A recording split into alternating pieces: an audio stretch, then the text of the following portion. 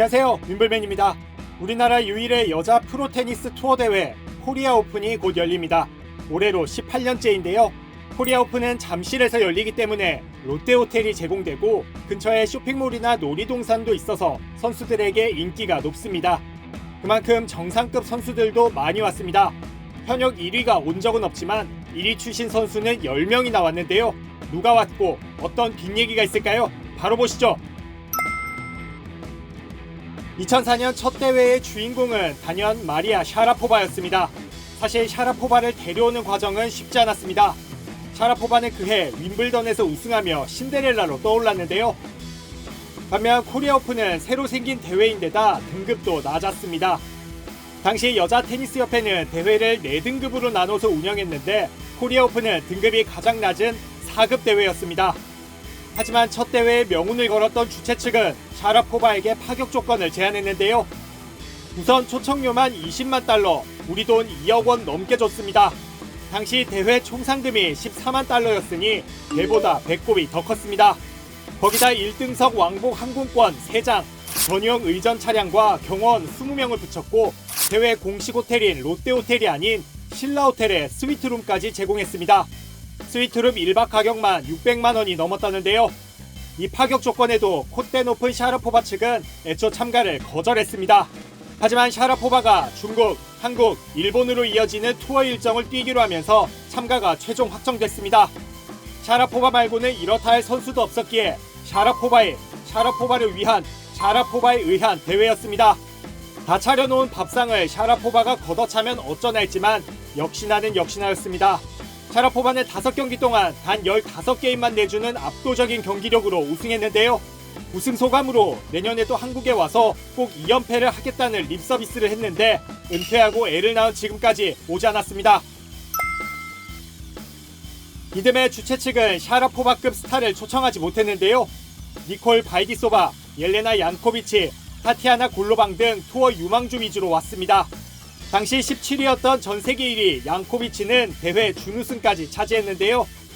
사실 양코비치는 결승 전날 감기 몸살에 걸려 경기를 뛸 수 있는 컨디션은 아니었습니다. 하지만 결승전인 만큼 기권하지 않고 투혼을 발휘했는데요. K고뿔에 시계 당해서일까요? 이후 양코비치는 코리아 오픈과 같은 주에 열리는 다른 대회만 참가하고 한국은 오지 않았습니다. 2006년 주최 측은 작정하고 톱스타를 데려왔습니다. 바로 은퇴 3년 만에 복귀를 선언했던 마르티나 힌기스였습니다. 힌기스가 복귀를 선언하자마자 6개월 넘게 접촉한 끝에 섭외에 성공했는데요.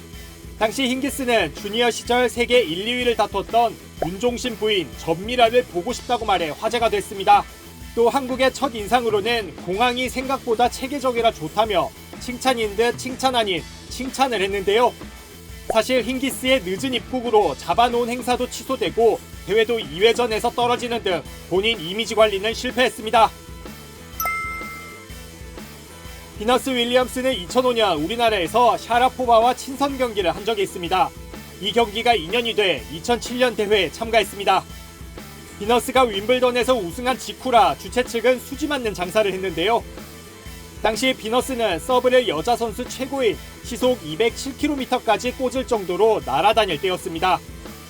이 탓에 한국 언론들은 비너스에게 이번엔 서브 시속을 얼마나 보여줄 거냐 등 두유노 싸이급 질문을 던지기도 했습니다. 비너스는 결승에서 마리아 키리렌코를 꺾고 우승했습니다. 우승자와 준우승자에게 줬던 한복과 처음 선보인 도자기 우승컵이 화제를 모으기도 했습니다. 비너스는 서울에서 샀다는 옷 귀걸이를 차고 결승에 나왔었는데요. 귀걸이와 어울리는 한복을 입고 혼자 빵 터지는 모습에 박수가 쏟아지기도 했습니다. 2010년에는 투어에서 잔뼈가 굵었던 아나 이바노비치와 디나라 사피나가 왔습니다. 다만 두 선수 모두 랭킹은 많이 떨어진 상태였는데요. 이바노비치는 37위였고 사피나는 59위였습니다. 주최 측은 메이저 우승자이자 한국 팬들도 많았던 이바노비치를 주력 홍보로 밀었는데요.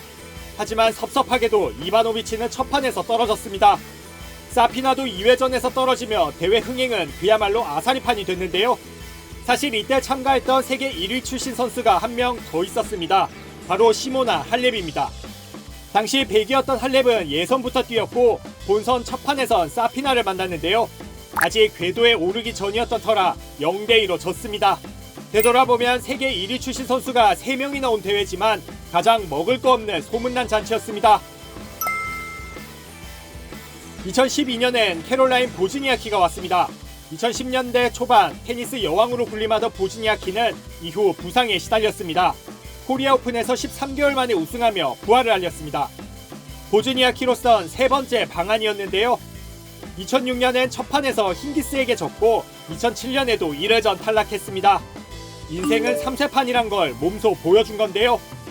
당시 보즈니아키는 골프 선수 로리 맥킬로이와 만날 때라서 더 화제를 모았습니다. 또 이름 표기를 보즈니아키와 워즈니아키로 혼용해서 쓰던 한국 언론에 친히 보즈니아키라고 발음해주며 기강을 잡기도 했습니다. 이 대회에는 스페인 출신 전 세계 1위 가르비니의 무구르사도 왔는데요. 랭킹이 낮은 무명 시절이었고 첫 판에서 떨어진 터라 별다른 존재감이 없었습니다. 한국에 온 마지막 세계 1위 출신 선수는 카롤리나 플리스코바입니다. 이후 카롤리나는 오지 않고 쌍둥이 언니인 크리스티나만 주구장창 왔습니다. 이렇게 놓고 보면 차려놓은 밥상을 제대로 먹고 간 선수는 샤라포바, 비너스, 보즈니아키 정도이고 없다 못해 걷어찬 선수는 힌기스가 있는데요. 코로나와 스폰서 문제 등으로 지난해 등급이 강등되는 구교까지 맛봤던 코리아 오픈. 올해 대회를 잘 치르고 또 좋은 기운을 이어받아서 더 높은 등급의 대회가 됐으면 합니다. 영상 봐주셔서 고맙습니다. 구독과 좋아요도 누르셨죠?